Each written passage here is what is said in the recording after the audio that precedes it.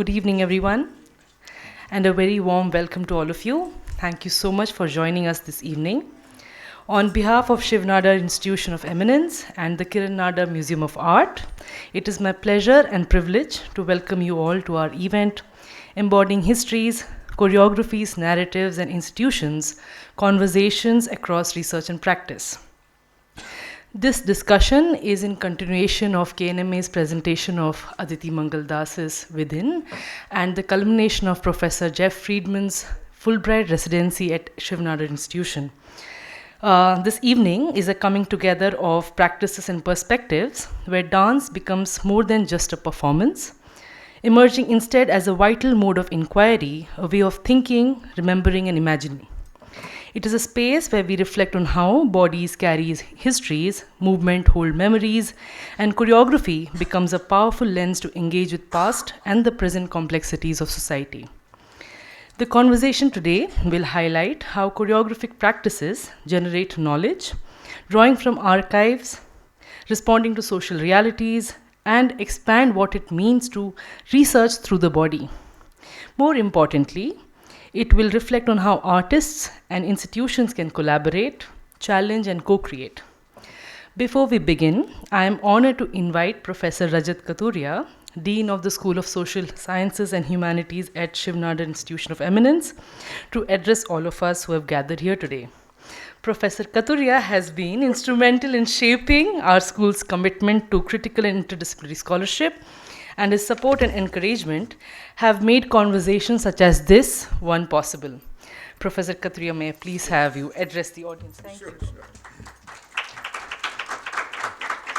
Thank you, Amrita. I was just a little fearful that you might launch into a bio, which I dread.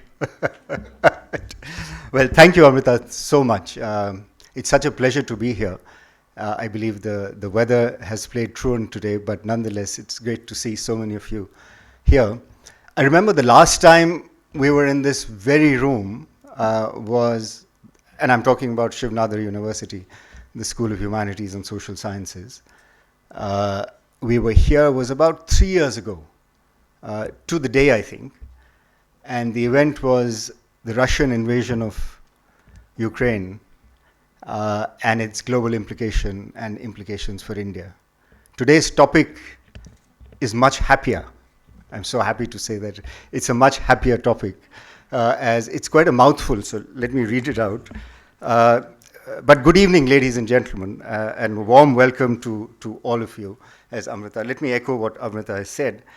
Welcome to this evening of what I would think would be an inspiring conversation on the subject Embodying Histories, Choreographies, Narratives, and Institutions, brought to you by, of course, SNU, and within SNU, the School of Humanities and Social Sciences, and within the School of Humanities and Social Sciences, the Department of Art, Media, and Performance, of which Amrita is a part, and Adya, who is somewhere here, there, is the head of the department. So thank you, Adya, for putting this together on behalf of the school. Let me thank you and the department formally. Some of you colleagues are here. So it's a great sort of effort to put this together. Plus, as Amrita said, I mean, what drives us in SHSS and in the university, but I'm much more competent to talk about the School of Humanities and Social Sciences, which I'm going to do. I'm also competent to talk about the university, but much more competent to talk about the School of Humanities and Social Sciences, which is SHSS. And essentially, as Amrita said, its DNA and its raison d'etre is multidisciplinarity. And there's so many examples of multidisciplinarity that I can give you from SHSS. It's heartwarming. And not only does the school stand for multidisciplinarity, it also stands for excellence, both in research, in teaching.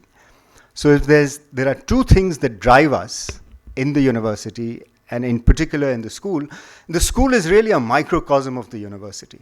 And what I mean by that, it's diversity personified. And if you go to our sort of website and look at the School of Humanities and Social Sciences, you'll see disciplines like economics on one side, And I must confess that I belong to that tribe of economists. So we have economics on one side of the spectrum, and let me say 0, and 1 on the other side is the Department of Art, Media and Performance. And in between we have 5 other departments: history, sociology, international relations, English, and design. Design, for most parts in the country, historically were a part of engineering, but Shiv Nadar decided right at inception that design would be a part of the School of Humanities, and thank God for that, because even as the rest of the world progresses and we as a part of the world progress towards technology, sort of integration and artificial intelligence, it's very important not to lose sight of the sociological, historical, artistic drivers of the change, and to integrate all of those into technology and artificial intelligence, which I believe the world is now beginning to understand and also do. So we are very happy that all these disciplines converge into the School of Humanities and Social Sciences and become one. So it's absolutely a delight, not only that we're doing this, but it's absolutely delightful, as Amrita was saying, that we have 3 other reputed institutions that have chosen to be collaborators with us, partners with us in this evening's conversation. And those are the Kiran Nadar Museum of Art, the India Habitat Center. So this is what the India Habitat Center has offered us, and of course the Fulbright. And this is hopefully this is the first time that all these institutions have come together, and that itself is multidisciplinarity. But also, I hope this is the first of many occasions, and I'm sure there will be many other occasions, if not jointly, at least individually, these institutions and SHSS and SNU can collaborate. So I'm really delighted that we are hosting this event. And let me give you sort of just 1 or 2 examples of what I think that we are a very young university, a little more than a decade old. And universities, as you notice in the United States, universities are facing challenges.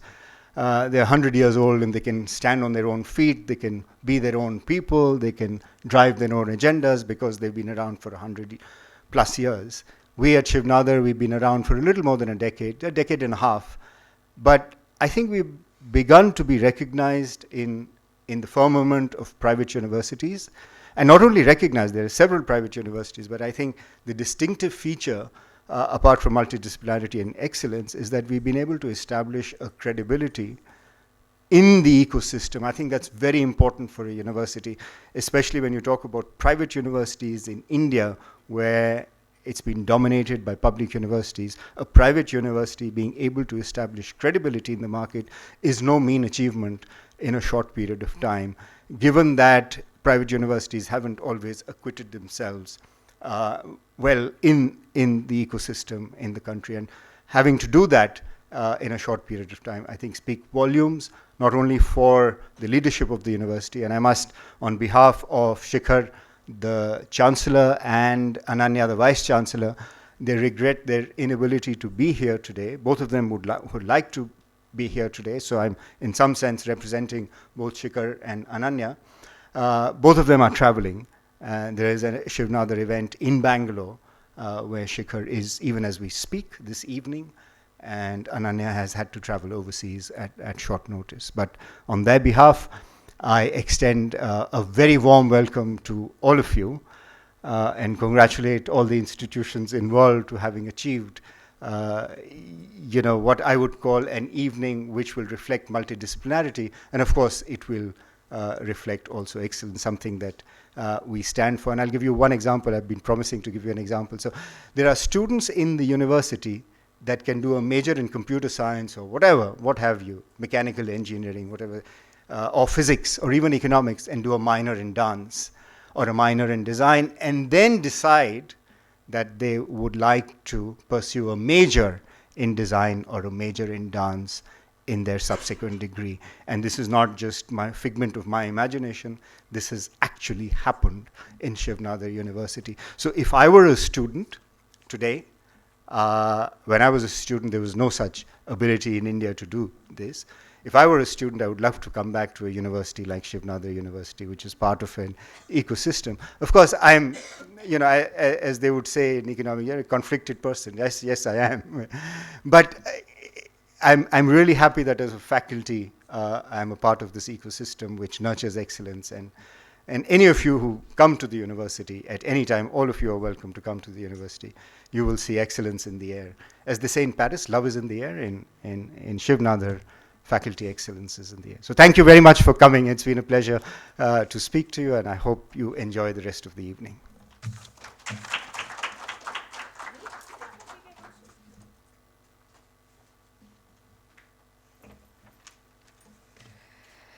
Thank you, Professor Katuria. I would like to also take this moment to acknowledge the collaborators for this evening. I know Professor Katuria has already done that. They've all come together in their various capacities and good intentions to shape this evening. We are grateful to the team at KNMA, especially Rida and Avli, for their close coordination for this event, the staff at India Habitat Center, the Fulbright Program, the Drishtikon Dance Foundation, and the administration staff of Department in Art, Media and Performance at SNIOE. Now, as we turn to the heart of this evening's dialogue, I am pleased to introduce the discussants who bring to the stage not only decades of rigorous practice and thought, but also depth and generosity. I begin by warmly inviting Srimati Aditi Mangaldas, who is one of India's most celebrated Kathak dancers and choreographers, trained under legendary gurus like Srimati Kumudini Lakhia and Pandit Briju Maharaj. Her works are rooted deeply in the classical tradition, yet she has boldly expanded the boundaries of Kathak, evolving a contemporary dance vocabulary that remains infused with the spirit of the classical. Considered a maverick in the Indian dance world, Aditi is unafraid to engage with the pressing social concerns through her works. Her choreographies are celebrated across the globe for their startling richness, emotional depth, and analytical rigor. She heads the Aditi Mangaldas Dance Company and the Drishtikon Dance Foundation, and continues to be a powerful and influential voice in the dance world, both in India and abroad. Apart from various national and international awards and recognition that she has been receiving, it gives me immense happiness to share with all of you that she has once again, for the third time, been nominated for the National Dance Awards UK 2024 in the category of Outstanding Female Classical Performance and Best Classical Choreography for Mehak. Aditi ji, a very warm welcome to you. Joining her this evening is our Fulbright Specialist, Professor Jeff Friedman. He is a distinguished dance artist, scholar, and professor of dance studies at Rutgers University, New Jersey, USA. I'll take slightly longer to introduce him because as we might be more aware of Aditi ji's work, just to give you more context of what Jeff has done. He has performed as a dance artist throughout the US and internationally from the 1980s, including a State Department tour of Southeast Asia, Australia, and the former Soviet Union, before launching a solo career from the 1990s. In 1988, during the HIV/AIDS epidemic, he became the founding director of Legacy, an oral history project.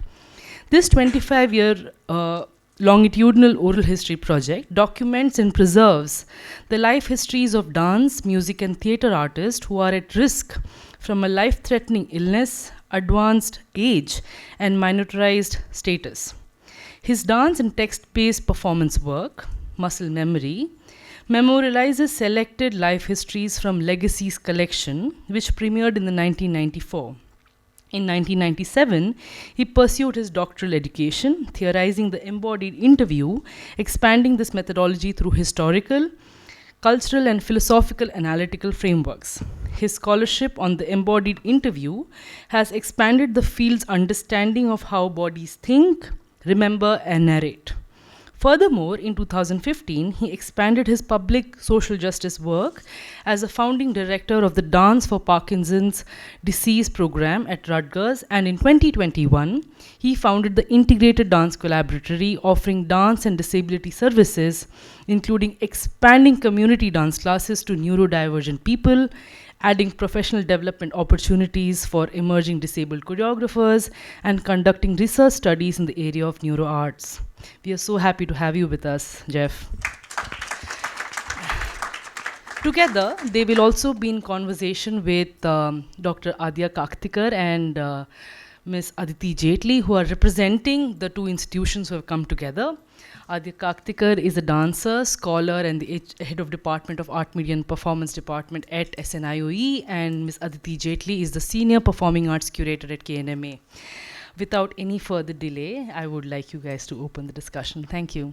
It's not often that one gets the chance, the opportunity to bring together this spectrum of people together in conversation to realize the breadth and the depth of the dance world and the possibility that dance holds. Today's conversation is specifically centered around the possibility of choreography. What does choreography do within the dance space?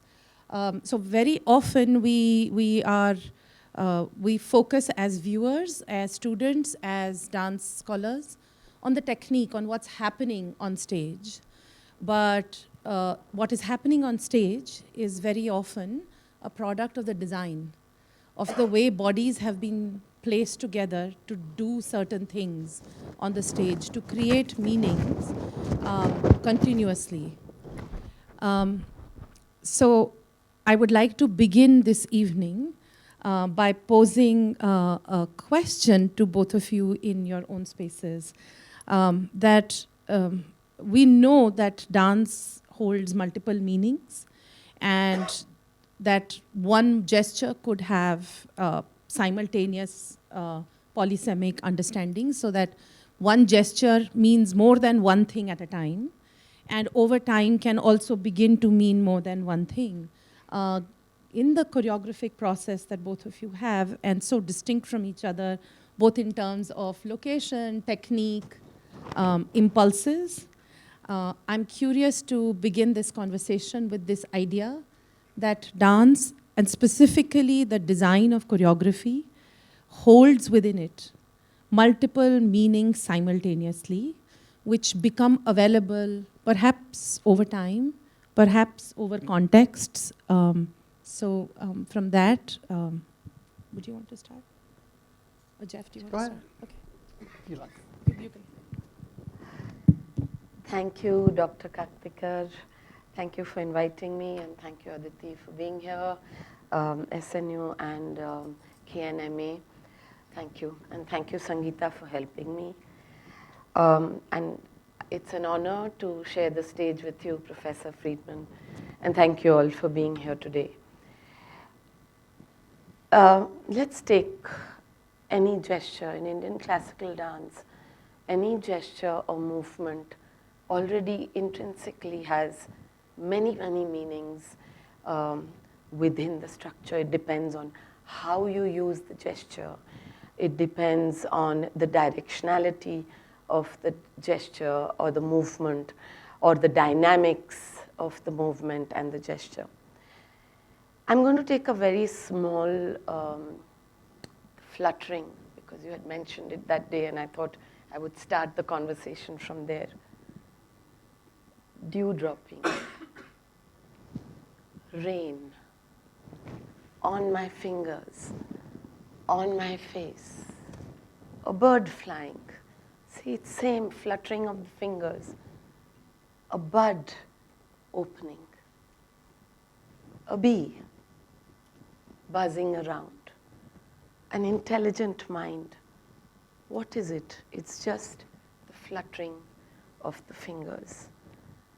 And it has multiple meanings. What happens if this flutter goes into the wrist itself? It's not directed to the viewer, but it's on the floor. It's behind. What does that evoke?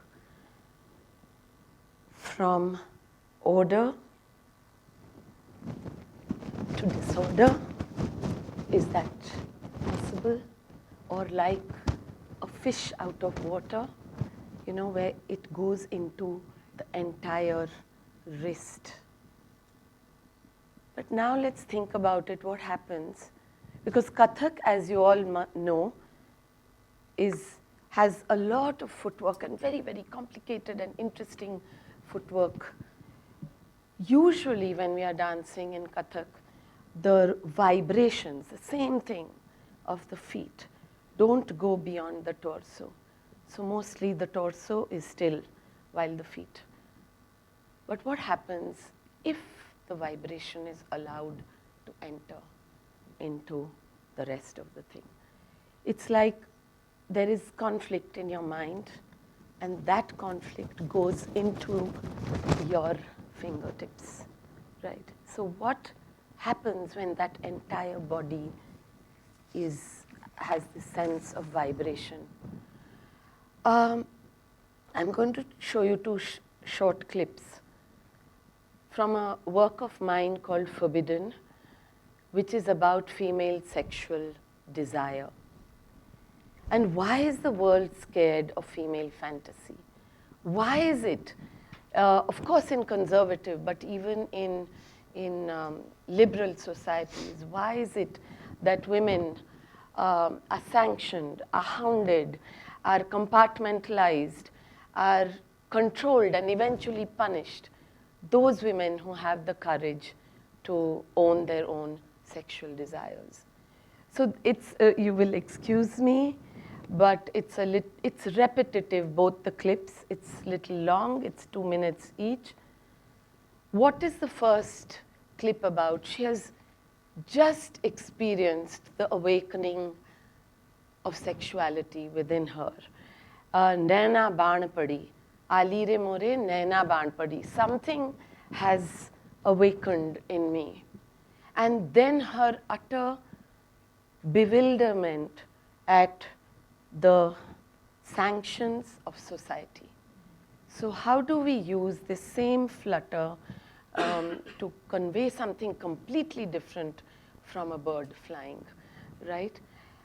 In the second clip is inspired from the story of Ahalya. I'm sure all of you know it, of how she was turned into stone because she was with Indra, who was actually disguised as her husband. Now, whether she knew he was Indra or not, or that she was actually unaware, that's not the point.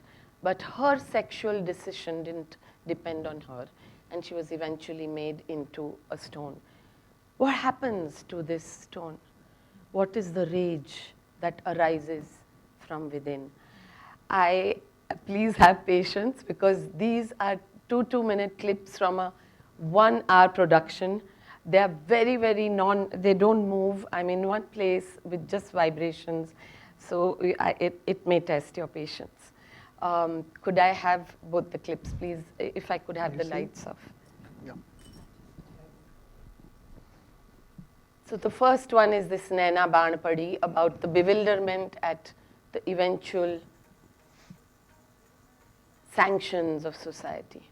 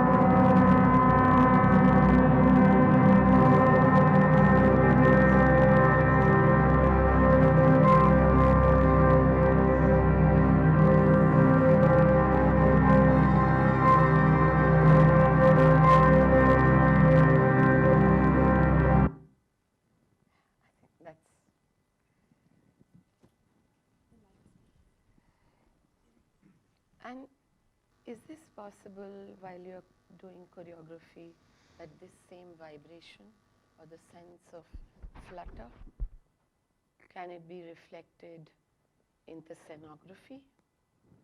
Can it be reflected in the costumes? Can it be reflected by just throwing your hair across?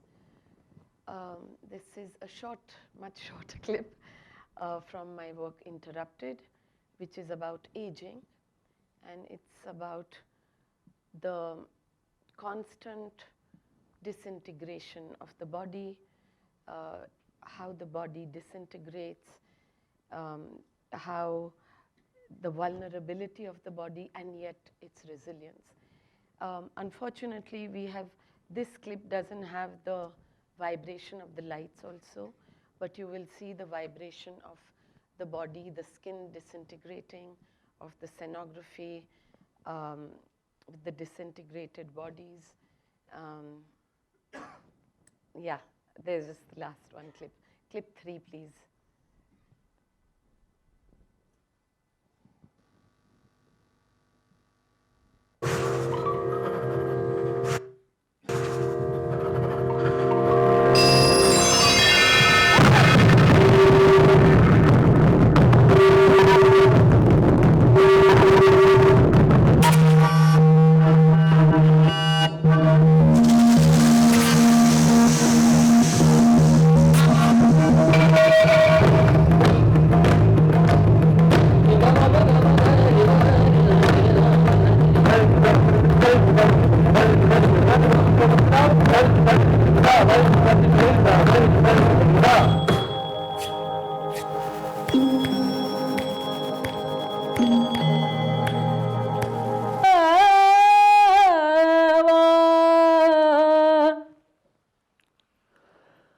सावन बीता जाए,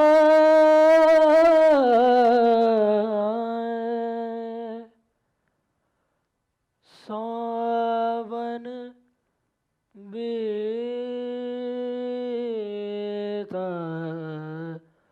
जाए.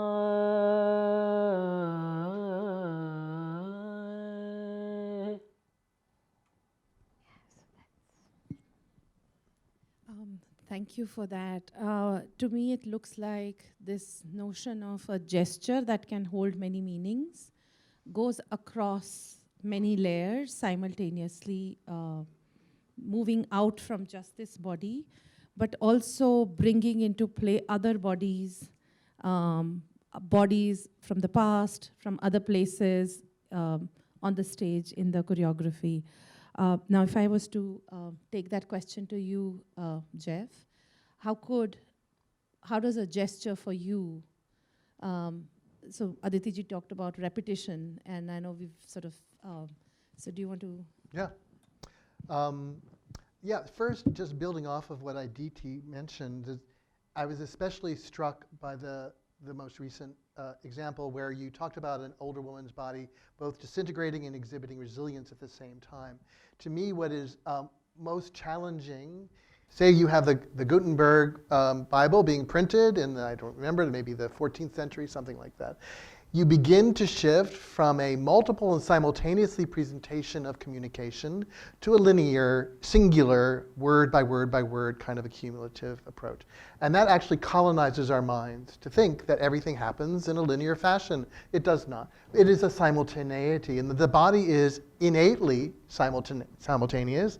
And I like this idea of two very different things, disintegration and resilience, functioning at the same time, because to me, that brought an image of life. This is how life is. It is always overlapping phrases of things that are happening simultaneous. So when I talk about the embodied interview in my oral history work, one of the things that I have to decolonize my students from is thinking in a print text way, that there's a sort of linear progression of single units, that the body is always expressing multiple simultaneous expressions at the same time. And so many people in oral history think, oh, it's just the voice speaking in a kind of narrative gesture. It's not true. Your voice is actually embodying your entire face, which often has contradictory expressions. So I might say to Gita, can I use you as an example? Just to say, and I don't mean this, but I will use you as an example. So Gita, I love your sari tonight. And basically what I'm saying is, no, I really don't. In other words, it's an entire contradictory approach, at least, shall I say, in the Western world. I don't know if that means something different for you. But just to say, I like it, but I don't, really. And that's a simultaneity of complete opposites. And this is actually just dealing with the voice and the face there, right? So we have all of the limbs, all of the lower body, all of the torso, all the expressive aspects of the body are simultaneously being brought to bear in communication all the time. It's a lot. And you have to teach people how to observe for that. And so for me, this simultaneity is very important. So when Amrit introduced me just briefly, we talked briefly about the idea of the muscle memory work that I did. And what I've tried to do in this case is work this constant idea of simultaneity and also repetition. So muscle memory is originally a 45-minute trio that I converted into a solo during my solo career in the 90s, as was mentioned. And in that, I'm embodying two different characters. One is an 84-year-old woman named Eve Gentry, and another one is a 28-year-old man named Frank Everett. Now, eventually, I don't do 45 minutes anymore. So I will do a few excerpts of Frank Everett's sections in the oral history.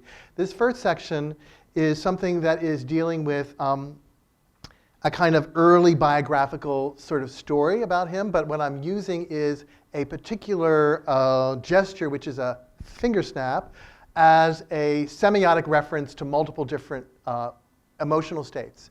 So let me tell you how we get to the finger snap altogether. So Frank was a young man who grew up in a challenging biographical background, more or less a broken home, was a scrabbler from the very beginning in terms of working, getting himself into jobs. Finally, we were working together in the dance company that I performed with. And what became clear as I was performing this working this oral history with him, that he had a history of going into the Latin section of San Francisco, which is called the Mission District, hanging out at the drag queen bars there. And in the 80s, one of the things that drag queens would do is read you. I don't know if you know or remember that experience, but drag queens read you with a finger snap. So they might say, you know, like, I've got some things to say about you. So Frank was a finger snapping, he was a drag queen finger snapper. So just to say, that was a gesture that actually fit him very well. He was a quick-tempered guy. He would change in a second from a good mood to a bad mood. So it was very appropriate. I worked with him for about 10 years.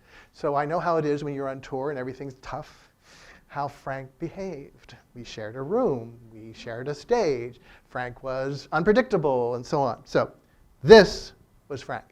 So what we have in this small excerpt of muscle memory was the use of the snap to encourage the audience to understand a repetition of one gesture that had multiple meanings. So first we have him just being sort of a naive young man. I'm 17. Now he's getting into turning himself into a professional dancer, and he thought, I've seen a couple of films. I think I can do that. I'm a little arrogant. What the heck? I'll try it.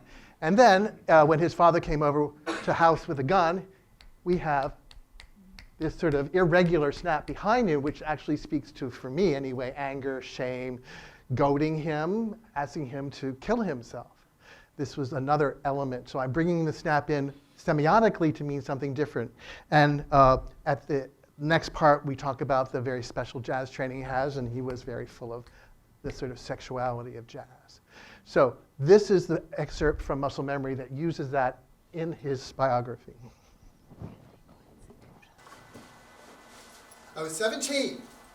Grew up in New Hampshire, kind of a backwards place. I don't know which I saw first, Fame or All That Jazz, but whichever it was, I thought I can do that. So I went to dance class. It's bad. I'd go to class drunk. Friends would come over, we'd smoke some pot, and then we'd just hang out. My sister and I, we'd make dinner, and then we'd just hang out. Once, my father brought a gun. I'll blow my head off. I'll just blow my head off. And I said, go ahead. Do it. Do it. You're an awful man. Just do it.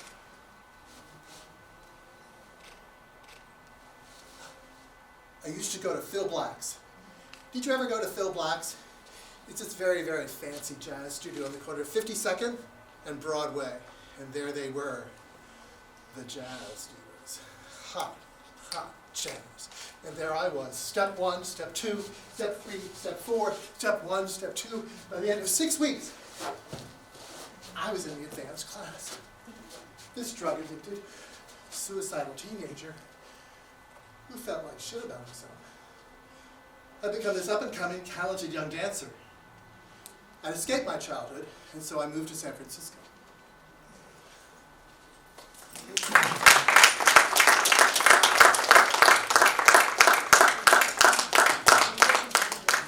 Yeah.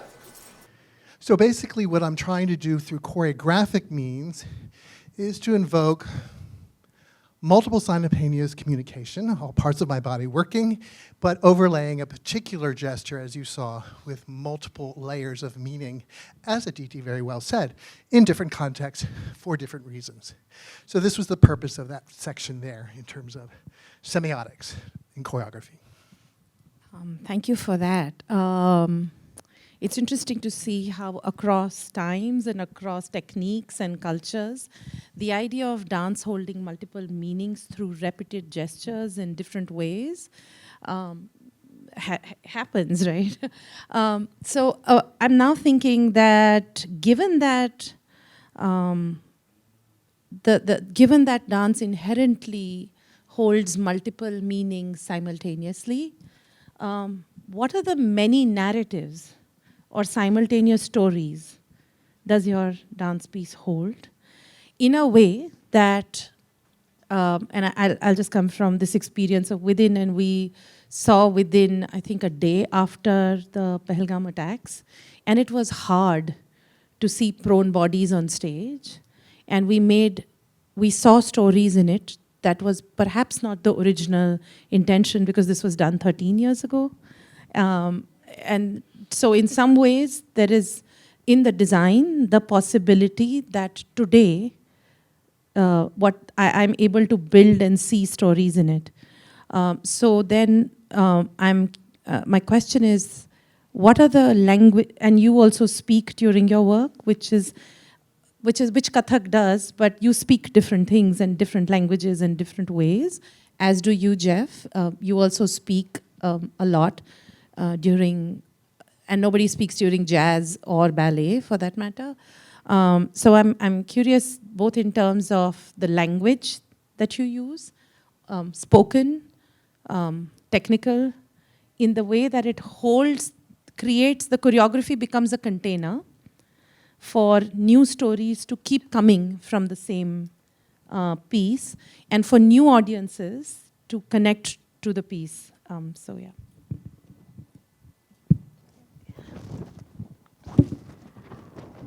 I've always, I've always endeavored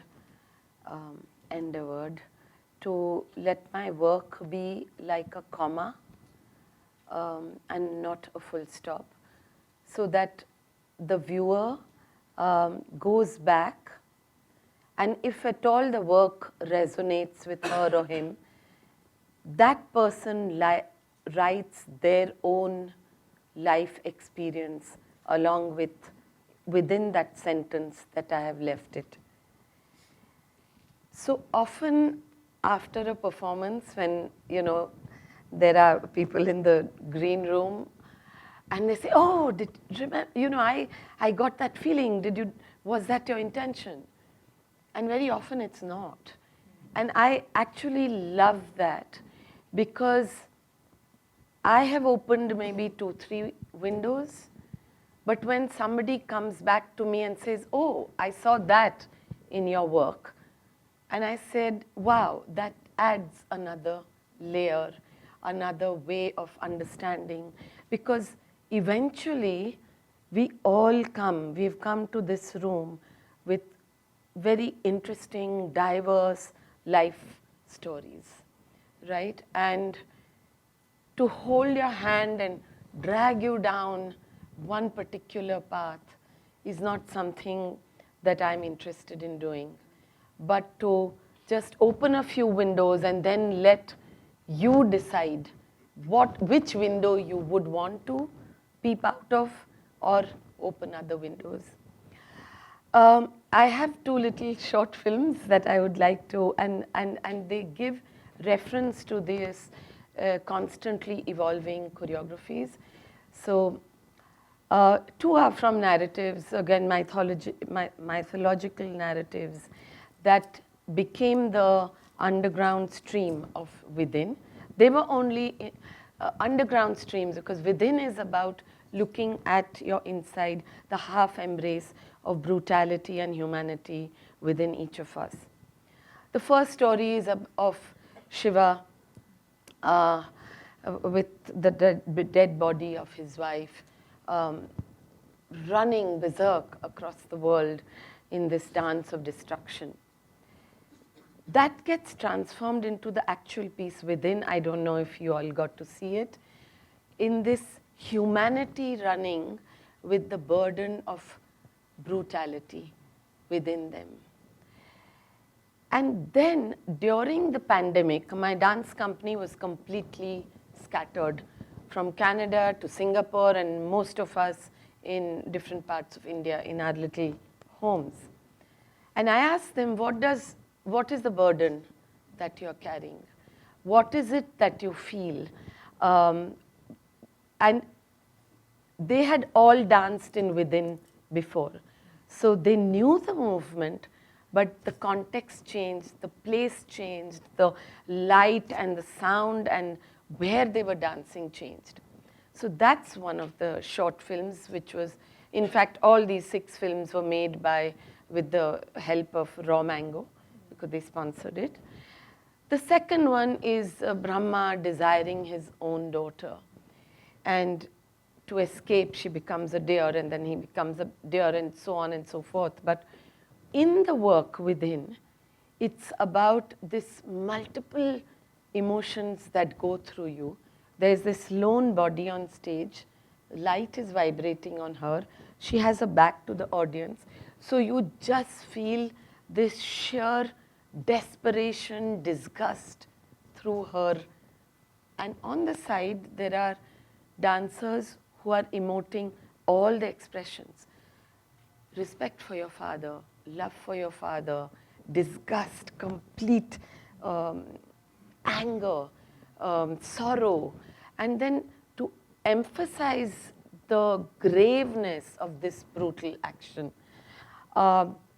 these heads make shadows on the backdrop, which are like these heads that come up and go into the and then they come up and go. And so I told my dancers, okay, let's try and think of, because we are all in confines, we are all restricted right now, and let's see what emotions go through you and how do you show these restrictions.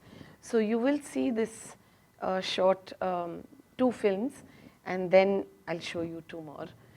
So it gives you a range of mythology transformed into the performance, which unfortunately we just did, and then into the films that we made.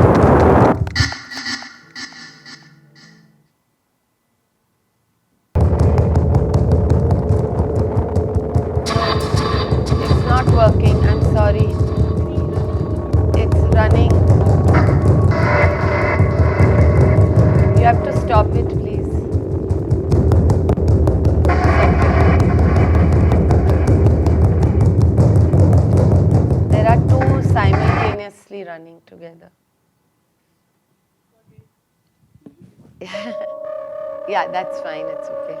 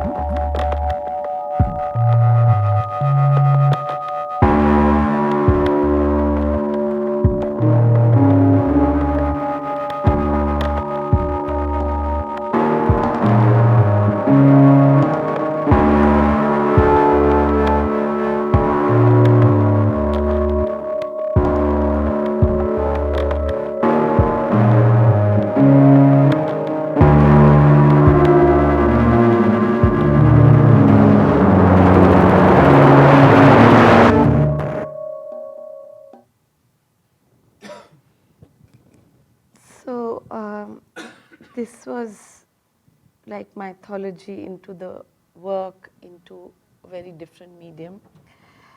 But this was mythology, what happens when you take text. So the other two are when the inspiration is from text and from sculpture, so any visual impetus. And the quote goes, J. Krishnamurti, who was a very renowned Indian philosopher. To understand yourself, you must create a mirror that reflects accurately what you are. Only in the understanding of what is there freedom from what is. So in within, mirror becomes a metaphor, and the faces of the dancers are wrapped up because it shows their inability, unwillingness, their unwillingness to see reality, and that becomes the metaphor of trying to find what you really are. And then it shifts to again the lockdown of what actually the dancers were feeling, with actual sense of not being able to breathe freely. That's the first part, which is called Unwrapped. The second was inspired by Siddha sculpture. If you could just show which is a Jain image. Yeah, it's a cutout actually, and the work within concludes with this, that if you put this against a lock, you see the lock. If you put it against the sky, you find eternity. And the words are, Yaar ko humne ja baja dekha, kahin zahir, kahin chupa dekha. So if you find that humanity within you and the love within you, and then there is love all around.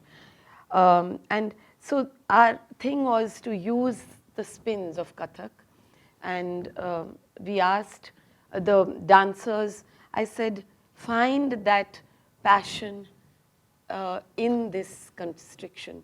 Find the freedom in this horrible circumstances that we find ourselves. And so those are the two films which are Unwrapped and Empassion. Again, from text and the sculpture to the actual performance to the film. Yeah. That will be, I think, 6, please. Yeah, thanks.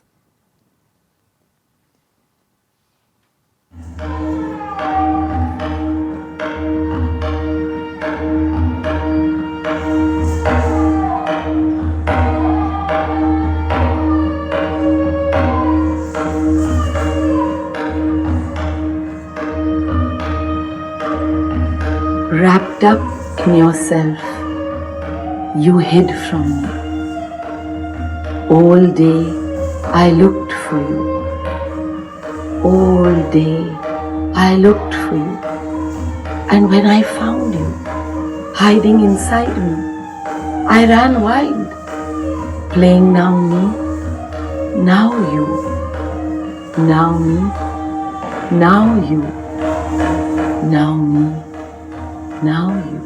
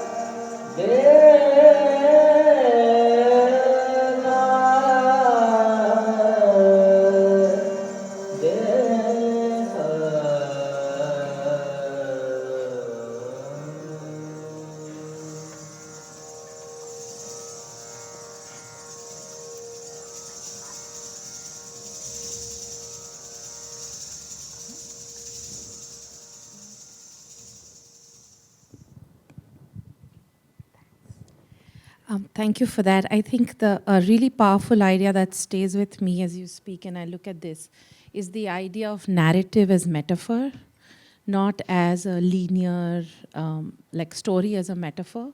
And in the humanities, and I'm just thinking across our school, the idea of metaphor across disciplines and is so important. And so vital as fundamental to understanding a lot of our academic space. So here the body becoming a metaphor and language and words becoming a metaphor for a container for a larger possibility of ideas is something that's truly exciting. And I will now ask Jeff, but before I come to Jeff, Aditi, I'm just wondering that in terms of looking at curation and the kind of work that KNMA now does, how do you see the potency of this idea of metaphor, narrative, and the meaning that moving bodies make? How does that sort of tie in? Thank you. Actually, thank you for having us here and having us be part of this wonderful facilitation of bringing these creators together.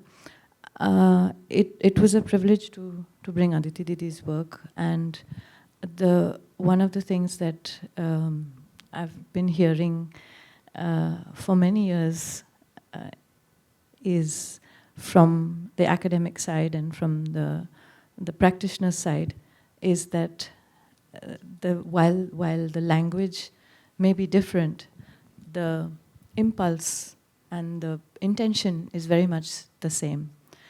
And we have, as an institution, we have the opportunity to bring some of this together. When Aditi Didi was talking about meaning and all the different kinds of meaning, I share this experience that when people come to shows, very often they say, as you mentioned, that we saw something that you may not have intended. I've even had from a Bharatanatyam, Kathak, classical point of view, we often have elaborate announcements or program notes. I've often had people come and say to me, we don't want to listen to those. Yeah. We want to make our own meaning. Someone's come from work, somebody's come from out of town, someone has thinks in one language, someone thinks with a different perspective.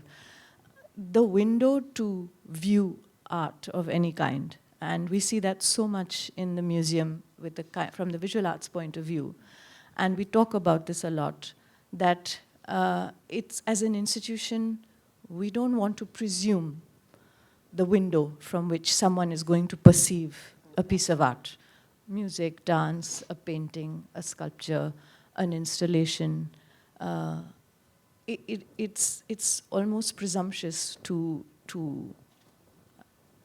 decide from the beginning.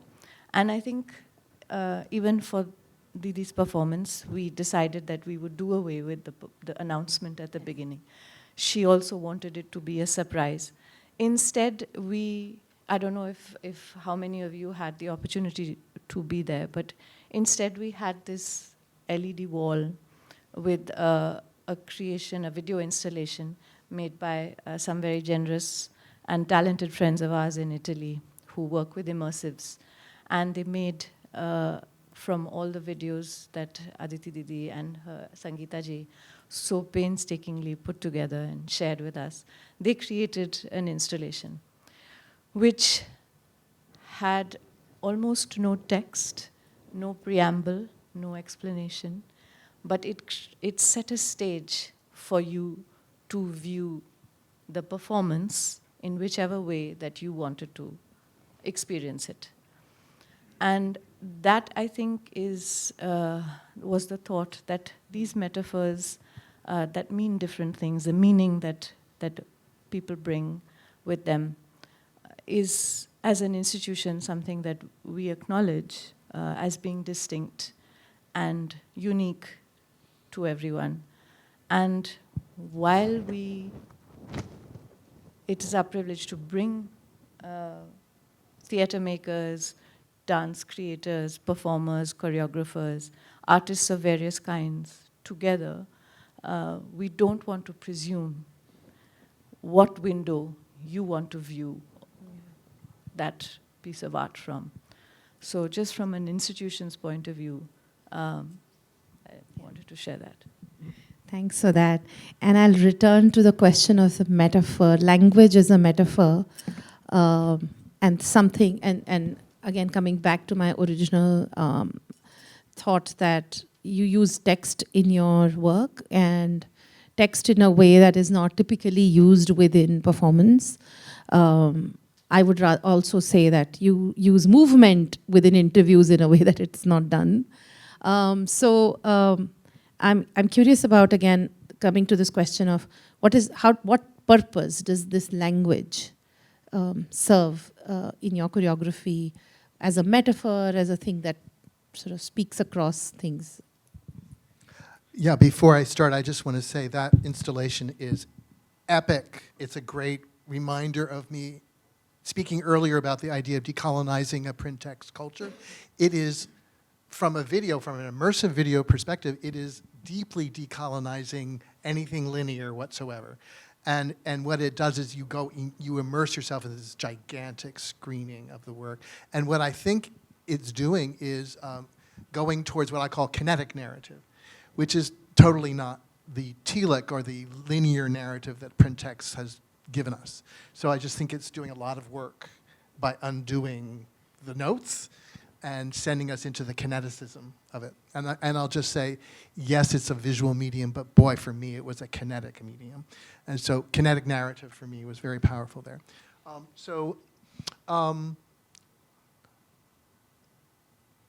So Frank was 28 years old, and he was dying of HIV/AIDS.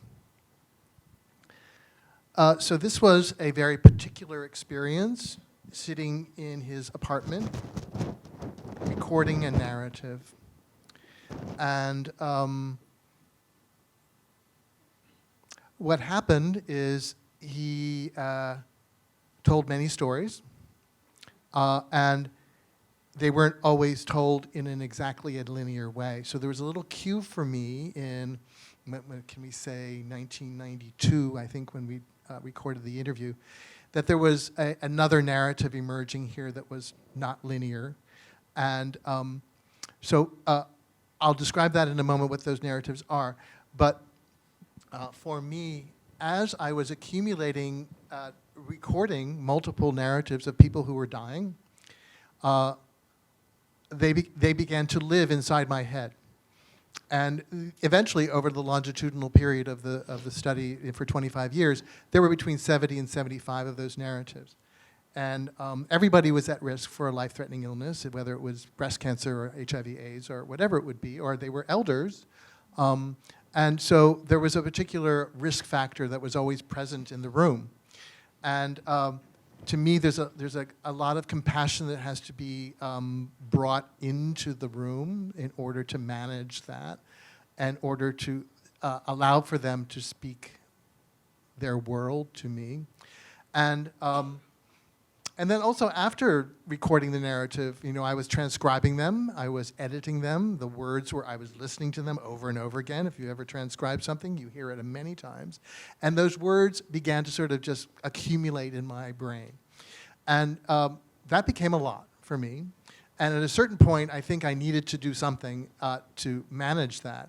And what happened was I created muscle memory in order to help bring them out of my brain into choreography. I mentioned that there were two in this case, Eve, who was 84, and Frank, who was 28. So in the case of Frank, as I mentioned, he wasn't always speaking in a linear fashion, which was fine. It's all good.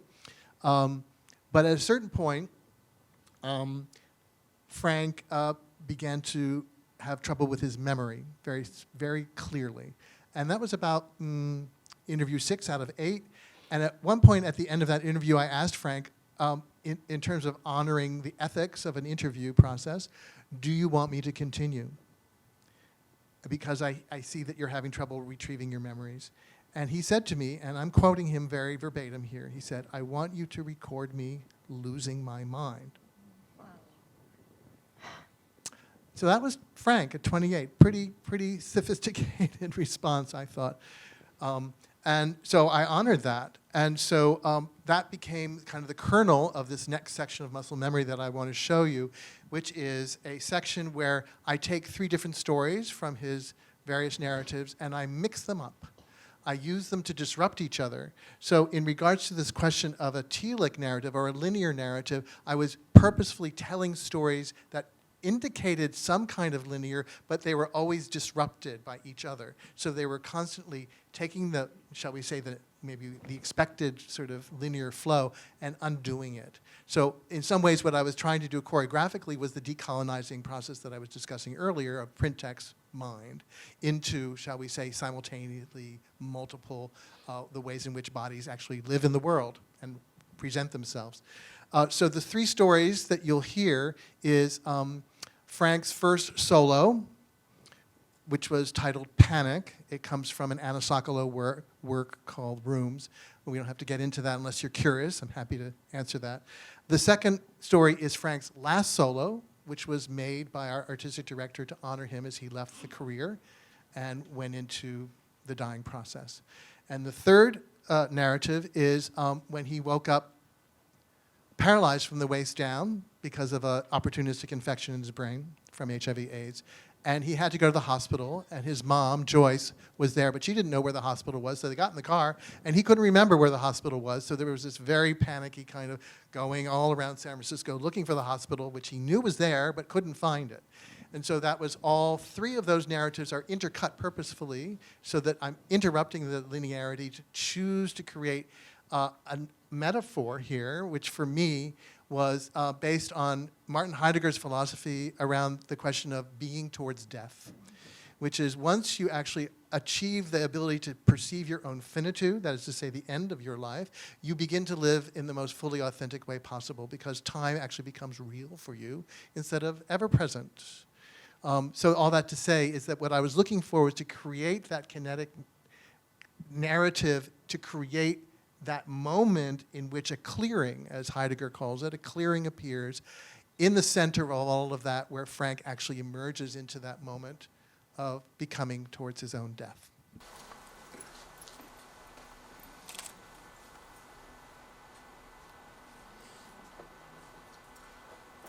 I finally got to do a solo.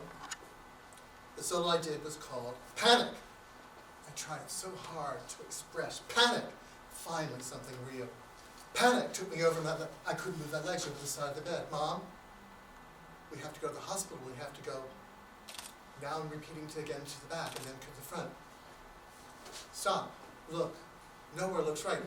Up and over the hills, down 27th, past truck, past army, jumping and falling into the ground. I crumpled up the paper bag I brought to throw up in. Mom handled the car as we tumble our way, stage right, flex the foot. Feel the heel work its way slowly into the ground. Stop, look. Don't put me on machines. I can't live on machines. The street tilts, the floor slides, and my legs shift. Like a knife cutting through a paper bag. Weave a last diagonal up and over the curb and onto the sidewalk. Weave each gesture carefully over a shadowed brow.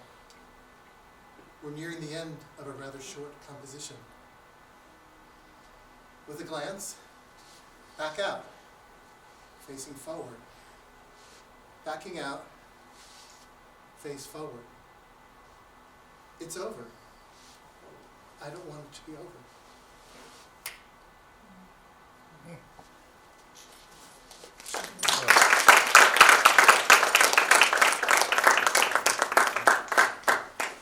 So you see I had to get one more snap in there. Being towards death and achieving finitude. So the gesture of the snap emerges again in the work, finally, which moves out of the sheer biographical into the philosophical. And that was purposeful. So the idea of cutting in between the interviews, the stories and the interviews, is not about coherence as much as it is creating that disruptive experience that generates the clearing, where he begins to realize, and these are direct quotes from the interview transcript. I didn't make this stuff up. We're nearing the end of a very short composition. Frank said it. And he also said, it's over. I don't want it to be over. Now, he was referring to the 8th interview that we did, in which he had, initially when I called him up, Frank said, why are you calling me? And I said, well, I wanted to offer you this opportunity. He said, how did you know my number? You know, he was very, again, snap, snap, snap, Frank. And then I told him I wanted to do an oral history with him. He said, hey, sure, I'd love to do that. So, you know, again, that's Frank shifting back and forth in his good temper, bad temper. But at the end of the interview, he said it was over, and he didn't want it to be over. And so, you know, of course, I had to take off the hat of the interviewer, transcriber, editor, and I had to put the hat on as an artist and use the text for what was helpful for me to make the larger, shall we say, narrative metaphor that I was attempting to do. That was so powerful, really, really powerful. I had a question, Professor Friedman, because both the pieces that I saw, would you ever consider or have you thought of the same thing without the spoken word? So how do you think it would change the experience if we do understand these narratives that are multiple, that come and go, so time gets really slashed in a way.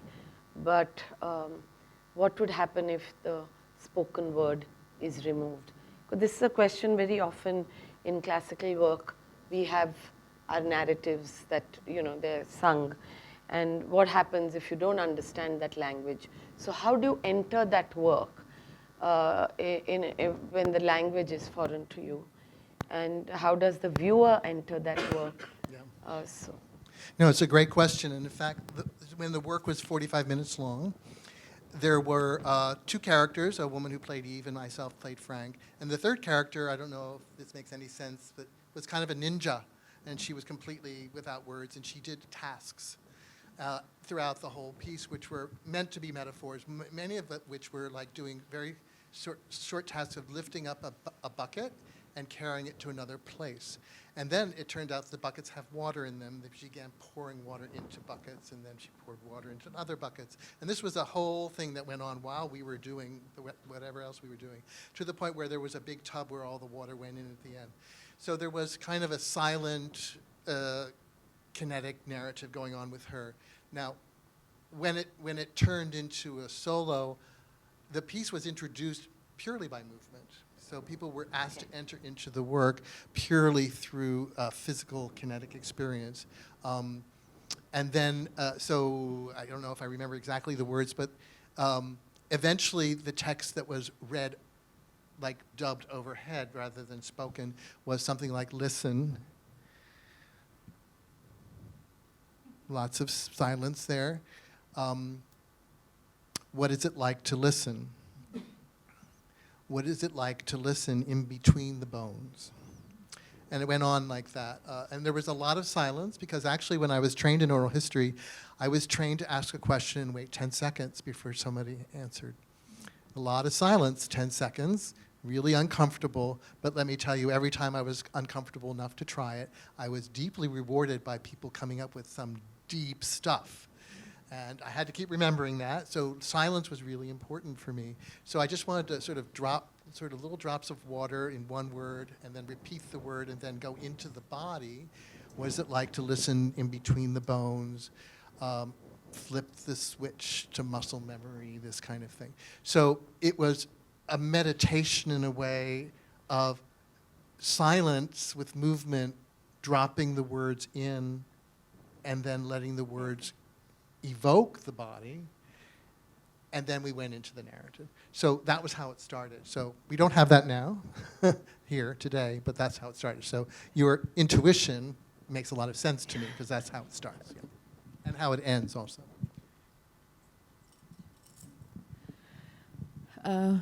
So we've been talking about meaning and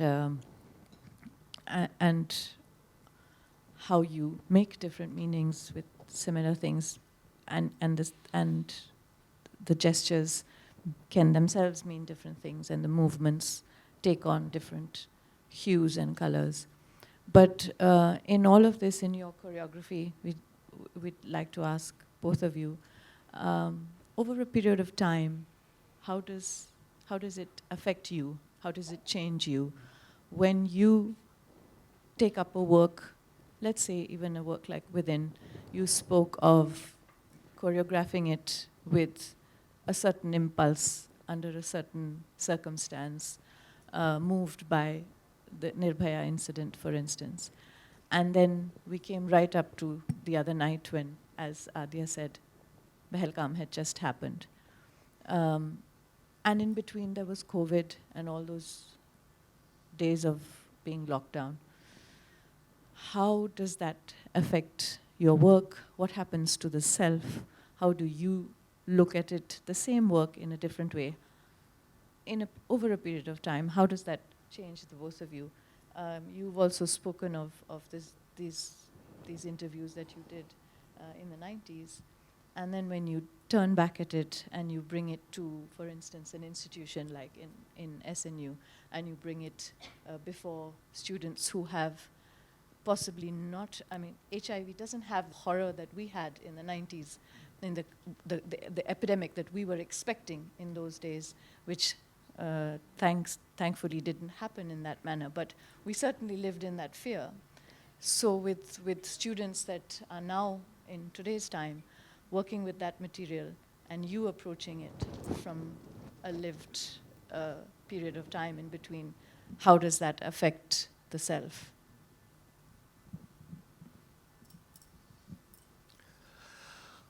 Well, just to say that if we know that Frank lived for 28 years, and since I created muscle memory, I've performed it all over the world for the past 34 years.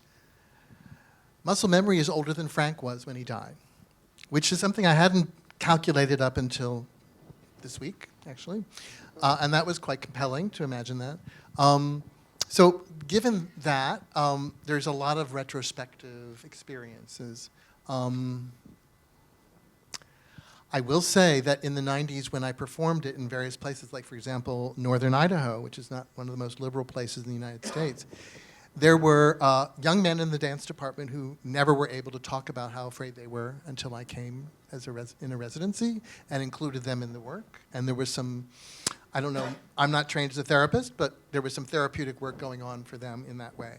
They were able to at least represent something on stage that was deeply needed there.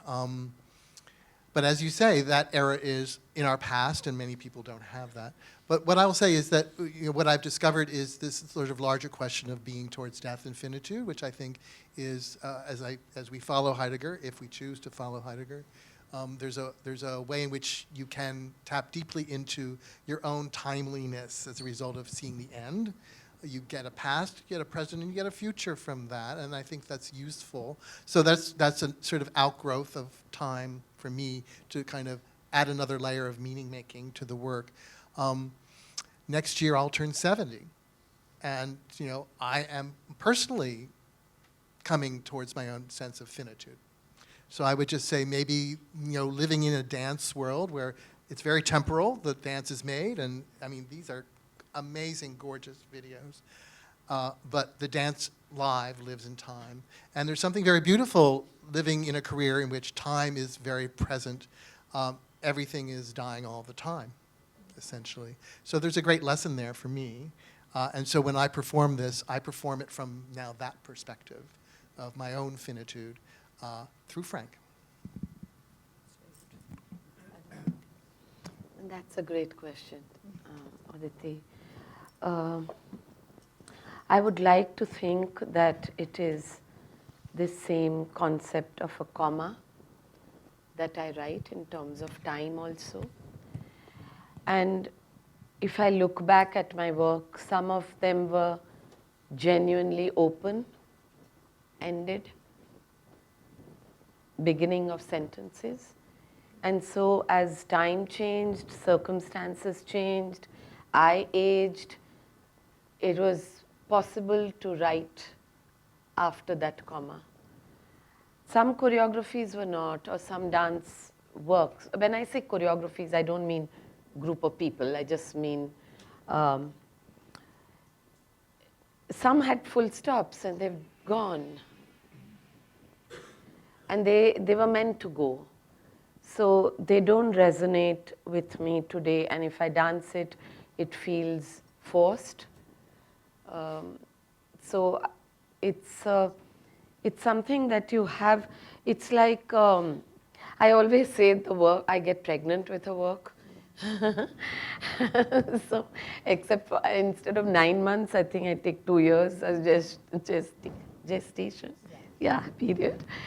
And then everything goes into that, but at some point it is of the time, and therefore it's gone. It had a full stop. And some of them become timeless, maybe because of dancers changing, attitudes changing, my center of where I dance from changing. So some then live the now. And if they're living the now, whether it was Nirbhaya or Pahalgam or any even my work which is immersed, which is Krishna as life itself. So it's breath. The whole piece is about breath. And therefore, though it is the Krishna names and all poetry of Krishna, but it is taking the whole concept of Krishna as life itself, as breath itself. So if breath goes, I beseech him, Savare Chhelare Nainaki Ota na jao. Breath always be part of my existence. So if the work I feel has that sense of breath in it, has that sense of the present in it, and has multiple commas in it, then it survives. Otherwise it just feels forced and needs to be put away in an archival.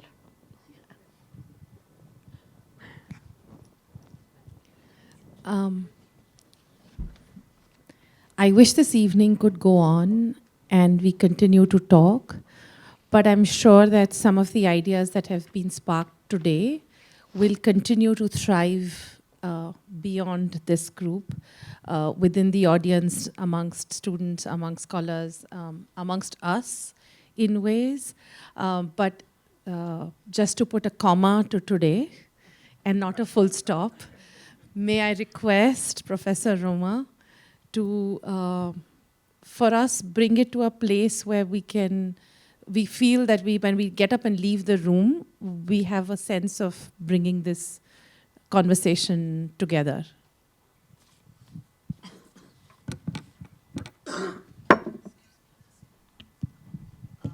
Thank you very much for giving me this opportunity, Adya, though I don't know if I'm equal to the task, but I will try. I think there were a few ideas that I took from this really very profound 2 hours, and I think I'll just stay with those and just try and see whether we can not sum up, but at least consolidate some of the very beautiful performances that we heard. Now, I think, Adya, you began with the idea of, I think you put choreography center stage in what you said. Choreography then is a kind of vessel, a vehicle, that would allow stories to body forth. And therefore, it would be like, one of those Purna Kalash that would never be empty in that sense. But what I found really interesting, Aditi ji, was the way you responded to that just by taking a single gesture. So yes, you did talk about the fact that there could be these multiple registers which simultaneously are being read by obviously different different spectators, dancers themselves, and so on. But you took a single gesture, that of the fluttering fingers, took us to vibration and the importance of vibration, firstly through the body of the dancer, in the lower body, traveling upwards, right up to the environment created by the dancer herself, through the lights, through the costumes, through hair. That hair becomes part of the composition. That moves as well, and so on. And from there then, and that was both of you, I think, repetition. Now, repetition is a concept that is crucial. I'm a sociologist. So, repetition is how institutions are embodied.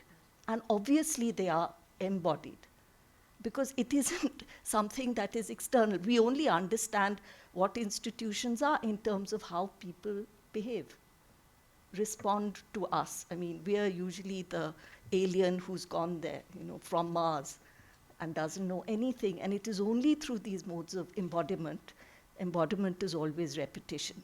Now, here I think what both of you, in your very different languages, came together, I think, was this very idea that without repetition, how do you create space? And that's what choreography was doing, wasn't it? It is creating the space which then becomes potent and allows all these different meanings to body forth. And as you said, therefore, it is the comma, and maybe also the interruption, the pause.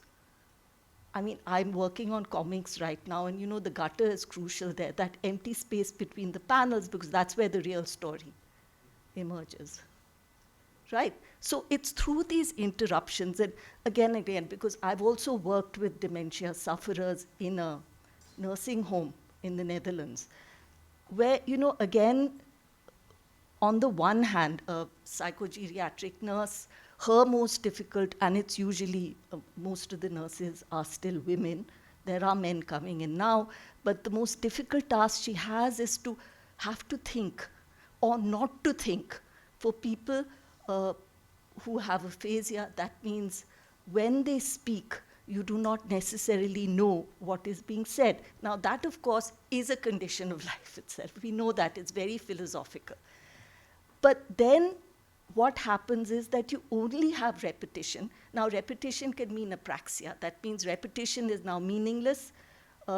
You have no control over your body anymore. So all you have is repetition. Now, but remember, from that meaninglessness, you also go to meaning, but it's only through repetition that you come back to the source. Isn't that what ritual is? It's always coming back to that point of origin, whether it's Brahma, after all, chasing Usha, his daughter, but that's how the world began. So again and again, repetition can be a form of transgression. It can be that point where you create meaning. And obviously then, you cannot have any institution, any relationship, unless it forms a pattern. We come back to repetition. So I think it's these 2 points that I felt were really pregnant in this whole conversation, which brought together so much of your performance, which was also a way of translating from one medium, your body, and your language as a Kathak dancer, to taking it through these other mediums, cinematography, etc. So I mean, it really struck me in that when you were showing us that clip inspired by Brahma and Usha, there's the focus on the eyes. Now, without film, we wouldn't have seen it.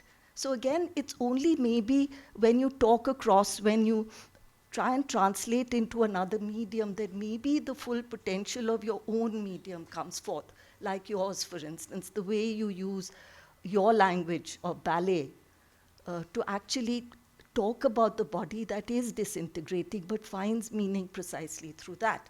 Because it's not as if people who have aphasia, apraxia, etc. aren't alive, do not want to communicate, but how you communicate now becomes something that is an adventure. So I think there were so many different things, but I think we don't need to say very much more because so much is already there for us to think about maybe over time. But thank you again very much, and thank you for this opportunity. I've learned a lot.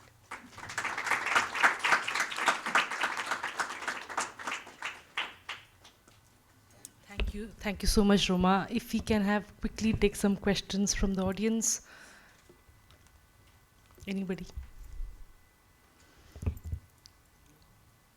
I think it's pretty late, and and maybe they'll probably speak to one of you later. Thank you so much, everyone, for coming this evening and being with us. Thank you so much, Aditi ji. Thank you so much, Jeff. It was lovely having you guys, and we hope that we continue this institutional collaboration and bring in more important and necessary work to everybody around that. Thank you. Thank you. Good night. Thank you.